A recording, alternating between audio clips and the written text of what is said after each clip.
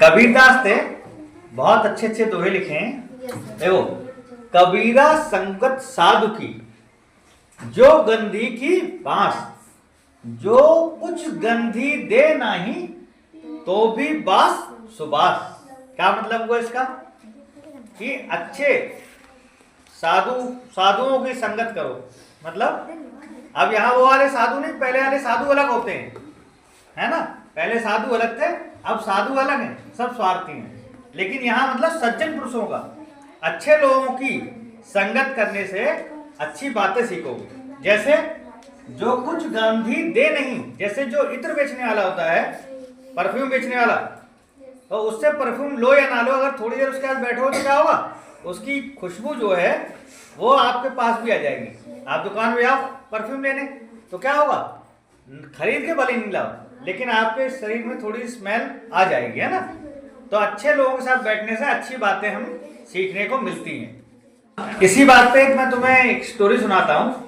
Einstein का नाम सुना है? बहुत बड़े महान वैज्ञानिक थे आइंस्टीन, है ना। तो आइंस्टीन थे, तो आइंस्टीन के साथ हमेशा उनका ड्राइवर रहता था, ठीक है। तो जब भी वो कहीं लेक्चर देते थे तो ड्राइवर उनको सुनता था।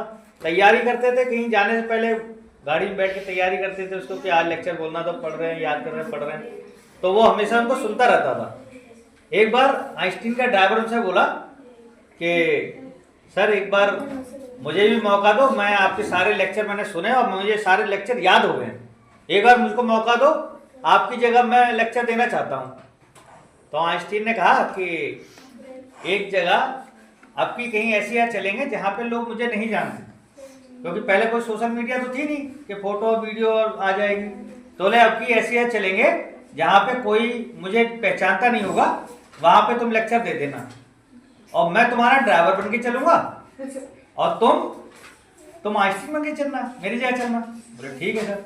तो एक जगह उनको लेक्चर देने के लिए बुलाया जाता है, तो आइंस्टीन जाते हैं, तो खुद तो क्या बन जाते हैं, ड्राइवर, और अपने ड्राइवर को बना देते हैं आइंस्टीन अपने यहाँ पे। तो जाते हैं, उनका स्वागत होता है, जाके माइक पे उनका ड्राइवर खड़ा हो जाता है। जब ड्राइवर खड़ा हो जाता है तो क्या करता है, फिर स्पीच देना चालू करता है। जब स्पीच खत्म हो जाती है तो बहुत तालियां बजती हैं। उसमें एक पत्रकार खड़ा होता है, जर्नलिस्ट होता है, तो वो कहता है सर ये बात मेरे समझ में नहीं आई, इसको आप दोबारा दूसरी तरीके से समझाइए। तो आइंस्टीन ये सोचने लगता है कि ये फंस गया, है ना। वो भी थोड़ा सोचता है अब क्या बताऊं, लेकिन मैंने क्या होता है, जब होशियार लोगों के साथ रहोगे तो होशियारी की बात सीखोगे कि नहीं सीखोगे, अच्छी बातें सीखोगे। या तो हो सकता है उसको शक हो गया हो, तो उसने कहा सर मुझे दूसरी तरीके से समझाई, समझ में नहीं आया।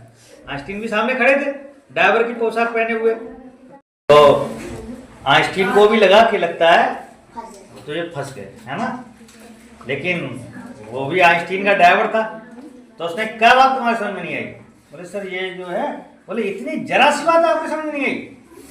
बोले सर ये जरा सी बात है। बोले हाँ ये बहुत आसान बात है और ये बात आपको समझ में नहीं आई, इससे बढ़िया था आपसे ज़्यादा तो मेरा ड्राइवर समझदार है, इस बात को समझ लेगा। तो अच्छा, बोला आइए आप बताइए। अब ड्राइवर की जगह कौन था, आइंस्टीन।